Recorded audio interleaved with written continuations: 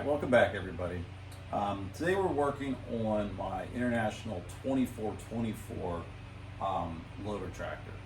This is a 424 utility tractor. It's the industrial version of it. Basically the same tractor, there's just a couple differences they did. A little bit heavier front axle, cast grill here in the front instead of sheet metal, and some other things. Depending on what options you pick to go with this. If you want some more information about this specifically, I do plan on making a video that just kind of talks a little bit about this tractor and what I've done since I've gotten it. Short story was I pulled it out of the weeds. At some point, it had been left outside. Water got down the exhaust pipe. Engine was stuck. Previous owner had gotten it running. But there is pitting in the bores and the compression is low. And I bought it from them mostly for the loader. My plan was to move the loader to my 424. But I've done some work on it just to kind of get it running, make sure the loader works, get old hydraulic fluid out of the hoses. And I just kind of want to assess what shape the engine is in before I decide what I'm doing with the tractor itself. So the main problem is right now is it smokes horribly. In addition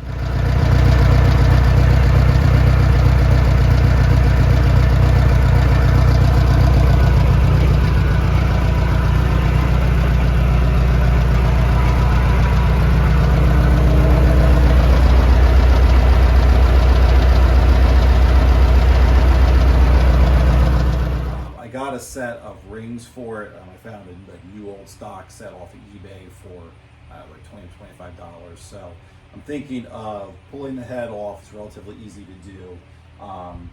Knocking the pistons out of it, throwing a set of rings on it, giving it a quick hone. I'm pretty sure it's still it's a standard bore engine. I didn't see any markings on the pistons as far as being over when I put my bore scope into the spark plug hole. So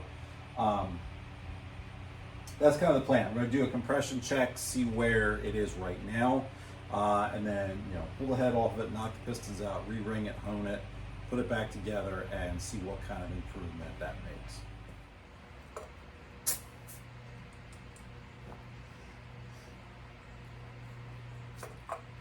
All right, so we're going to run a compression check here before we start. I'm going to start at the front and work my way back.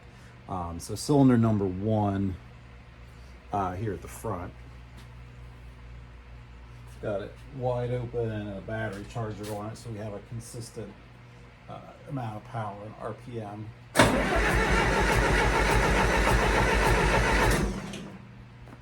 So we got 120 on the first one. All right, now we're at cylinder number 2. I'm going to go out on a limb and say that this is the cylinder that wasn't firing. She's just a little loaded up there. So we're going to crank this one over and see what we got for compression on this one. Place your bets. If I can get the key to turn. Oh, now I pulled the key all the way out. There we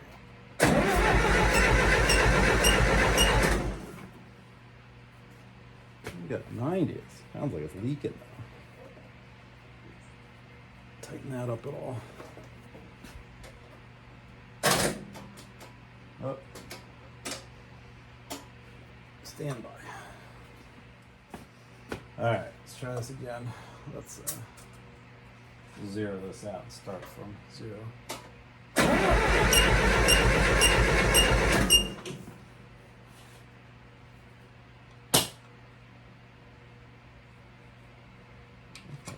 Sounds like it's leaking somewhere.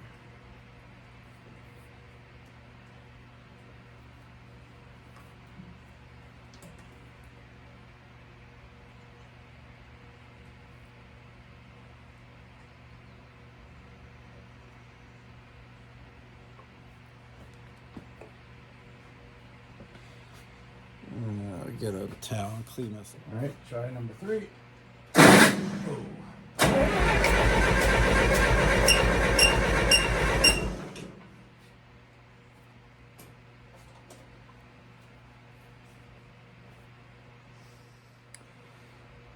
right, so we're getting about 90 on that one.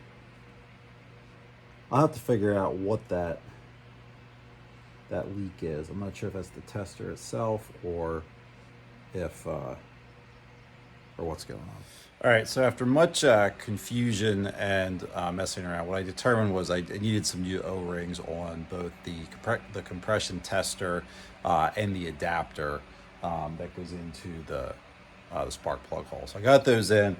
I stopped recording because I got tired of it. But I did write down the numbers. I'll show you what I got here. So we had the 120 on the front. Number 2 was 205, or 205, 105, 110, and then 120. So relatively consistent across there. Also kind of on the low side. So I think what I'm going to do is go ahead and get my leak detection fluid out of the way there. Go ahead and pull the head off of it. The head's relatively easy to get off of this, so you go ahead and proceed with putting rings in it and see what kind of a difference that makes.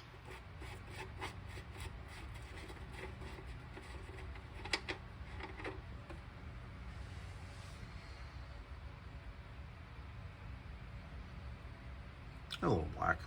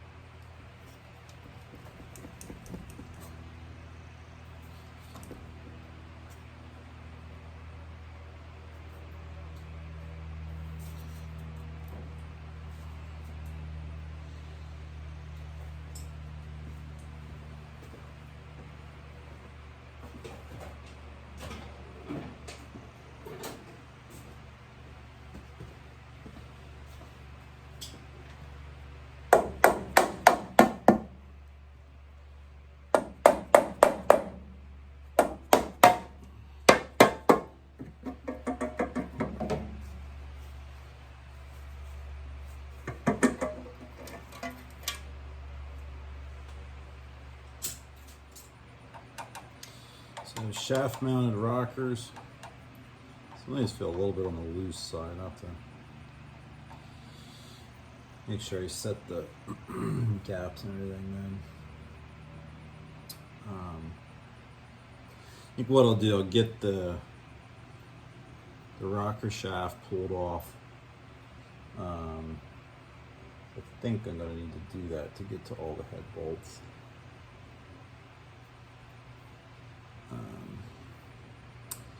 And now I'll disconnect the other things that are connected to the head. Basically the fuel line, I'll just leave the whole manifold on over here, disconnect the upper radiator hose, and then I can just hopefully pull the head off.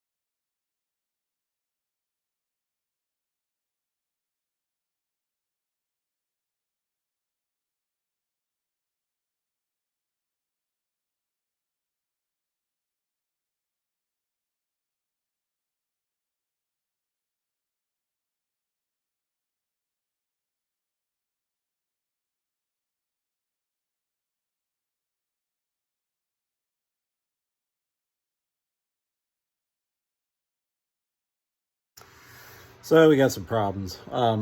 There's a big gouge in cylinder number 2. I knew there was rust pitting. That's not surprising to me, but I did not expect there to be a big gouge. Let me flip you around. All right, so here's the motor down in cylinder number 2. You see that line going down in there. Doesn't look like a lot on the camera, but that is way past your fingernail, just catching it a little bit. And then there's one on the opposite side as well. So, excuse me, I'm not sure what that is. I don't know if the piston pin is loose and it's walking back and forth in the piston or what, but definitely not going to be able to hone that out. I don't even know if a 30 over bore would take care of that. I think what I'll do is spin the engine over, see what I see in the other two cylinders that are up, 1 and 4, and probably go ahead and knock the pistons out of it. Just kind of see what else I see, but that is a problem for sure right there. So let me roll it over and we'll take a look. All right, so it rolled over. I don't see anything as bad as there was in number 2 there, but you can see the rust pitting on number 4 there. 2 and 3 look similar. I'm not sure. Number 1 is the best looking out of all of them. That also had the best compression. Almost looks like you can see a little bit of crosshatch in that one yet. Unfortunately, they don't all look like number 1. So I don't know. We'll have to see what I can do. Get the pistons out, take a better look. All right, so I took the pan off, and the pan was surprisingly sludgy in the bottom. I changed the oil in this tractor when I first got it, and it did not look that sludgy, but there's a bunch of sludge in the pan. Anyways, I took the cap off of number 2 and knocked it out here. I don't see any issues with the rings. Okay, I thought maybe it had broken a ring and that's what did it. But then I started pushing around on the piston pin, and you can see I can push the piston pin right out of the piston. So something happened that caused that piston pin to walk right out.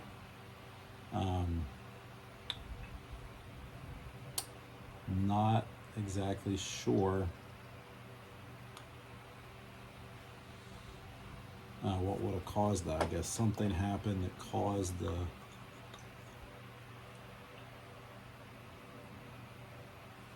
loss of the keepers, I guess.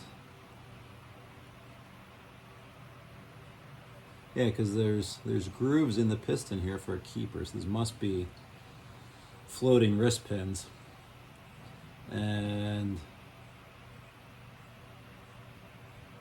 might be part of a ring in there yet, maybe. Well, that's just grooves that are worn in the piston, but I think that's what happened. For whatever reason, it spit out the clips that hold the piston pin in it, and then the pin was rubbing against the edge of the bores, which is a shame. I think this engine, I mean, really, to be right, this engine would have needed a full rebuild anyway. I was hoping I could get a little more life out of it by re-ringing it. The cap, the rod bearing cap for this number 2 cylinder. Get a little close with the camera here.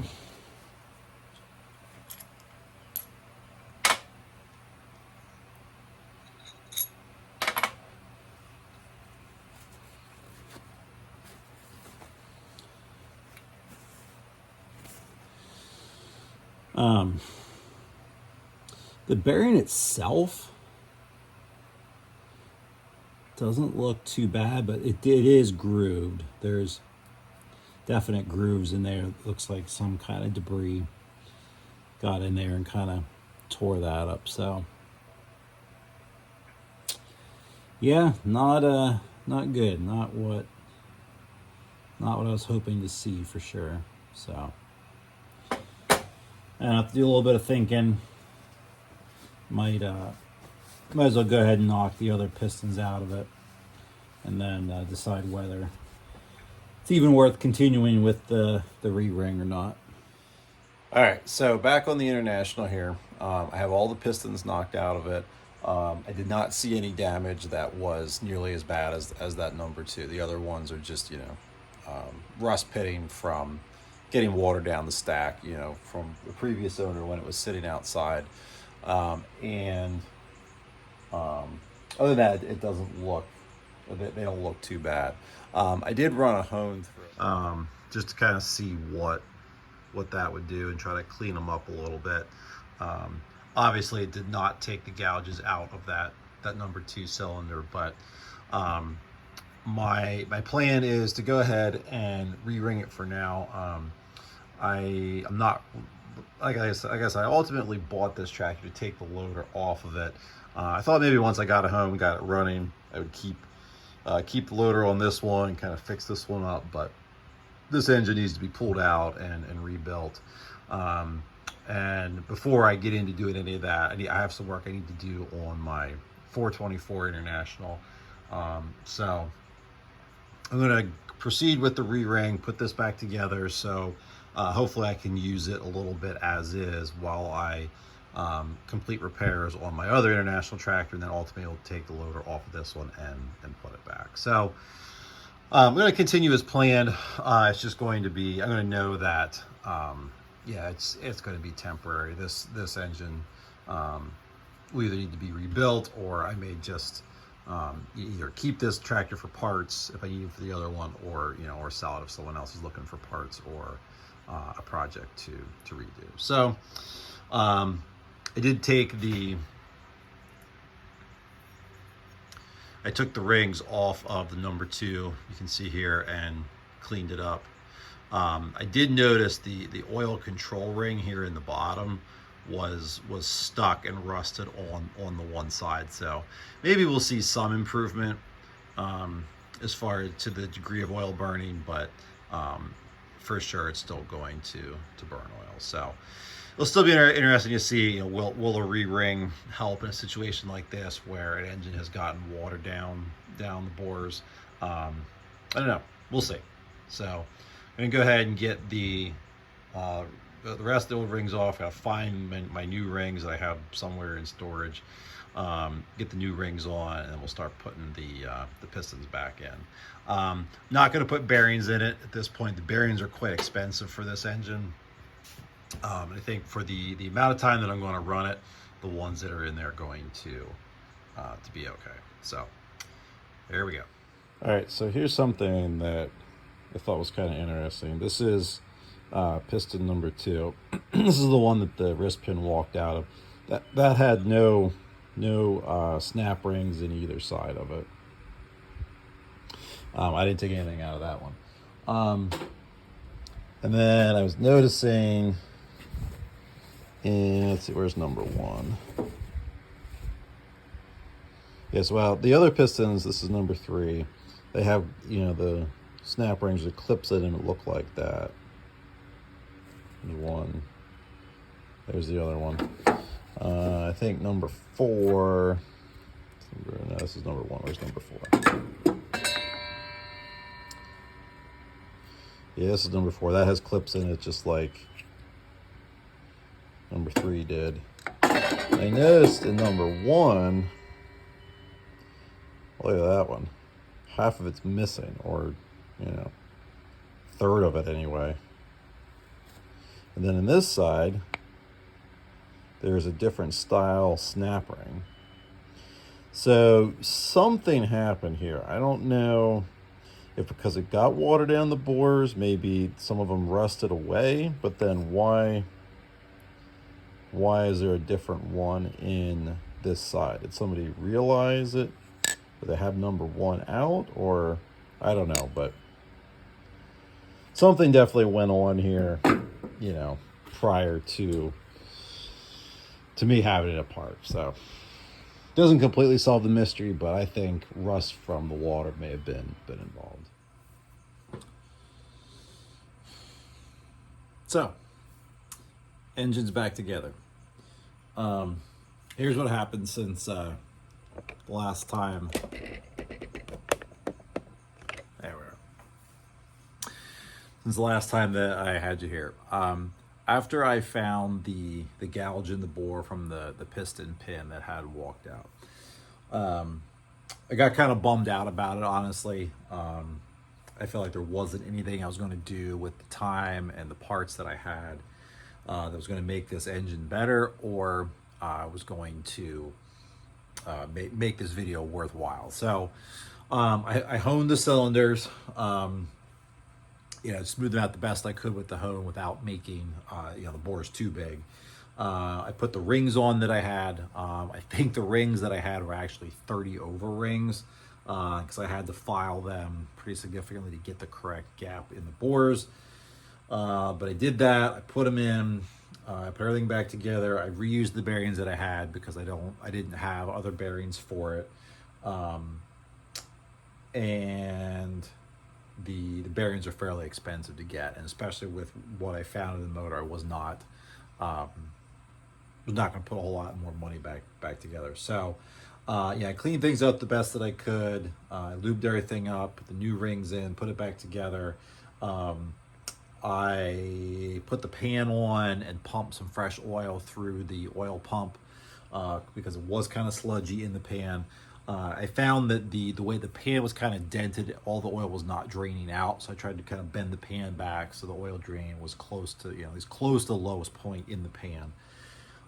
Put that all back together, cleaned the head up a little bit, put that back on, torqued everything down, and fresh coolant, fired it up, and it actually made an improvement. Here's what it looked like.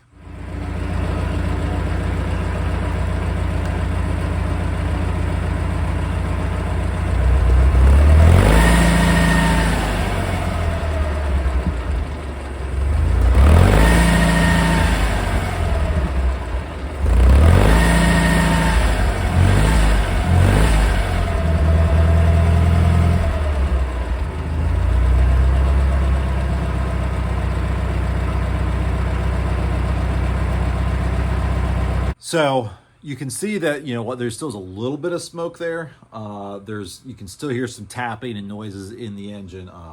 This engine still needs rebuilt, but it's going to run far better for me until I move the loader from this tractor over onto the other tractor that I have. I have some things I need to do to that tractor.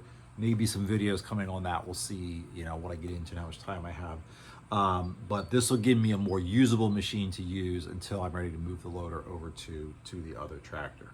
I really didn't think that just re-ringing it would make that big of a difference. I thought we'd still see lots of smoke just because of the condition of the bores, between the rust pitting that was in there from when the previous owner let water go down the exhaust pipe, and then the scoring that we found from that piston pin walking back and forth. The other thing that I should mention, I found some new spring clips to put in that piston. I actually found another piston. The clips were pretty rusted, and half of one of them was missing. So I do think that's what happened to the clips. I think the water went down there, rusted them out, and then they disintegrated, or the pieces fell out. And that's what happens. I did put some new clips in one of the other cylinders. I forget which one that was, but so hopefully that doesn't happen to any of the other ones. And that bore won't continue to get worse. So, yeah. Thanks for watching. Sorry I didn't video it all. Like I said, I got kind of bummed out, and I really didn't think I was going to post this. But after seeing the difference that it made, hey, maybe this will help someone out. If you need a motor you need a little bit more time out of, or maybe it's not in bad shape otherwise, and it's fairly easy to put a set of rings in like this. Maybe it's something that's worth doing if you don't use it a whole lot, or you need something kind of temporary to get you by. It might be worth doing. If you run it hard every day, or even just use it every day for a significant number of hours, probably isn't worth it. You might as well just go for the whole rebuild, or finding another machine. But for something that sees limited use like this, it might actually be okay. So again, thanks for watching. I might make another video just about some of the things about this tractor and things that I've done. If I do, I'll link that down below. Thanks.